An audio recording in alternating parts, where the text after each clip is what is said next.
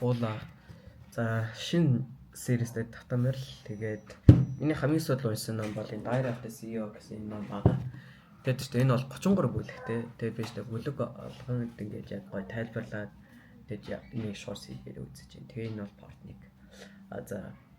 Тэгээд энэ эхний бүлэг нь бол яг 5 хүнга зүд дүүрхэн гэсэн яг тийм бүлэг байгаа. 5 хүн гэж юу вэ гэхээр ерхэд бол бизнесмен эсвэл entrepreneur ингэж яг амжилттай бизнес хийхэд бол хэрэгтэй тийм 5 хүн байгаа.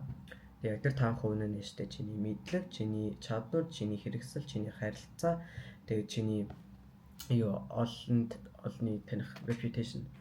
Тэгээд яг эхлээд заавал штэ мэдлэг болон чадвараа ингэж яг дүрх хэвээр. Учир нь энэ хоёрыг ч штэ яг хизээч хүн хулгайлж чадахгүй, хизээч чи мартаж чадахгүй. Гэтэ яг тэр хэрэгсэл, харилцаа, тэгээд reputation төсөвтэй хүмүүс аваад хулгайлж болно. Тийм болохоор яг цагаа бариад тэг гоё мэдлэг болон чадвараа эхлээд бүрэх хэрэгтэй. Тэгжиж л штэ гоё сайн бизнес эхлэл.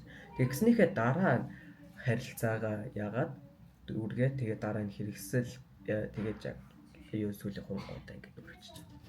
Тэгээд энэ ном бол маш гоё ном байлээ. Тэгэхээр яг англи хэлдээ илүү хөгжүүлэх энэ номыг аваарай. Баярлалаа.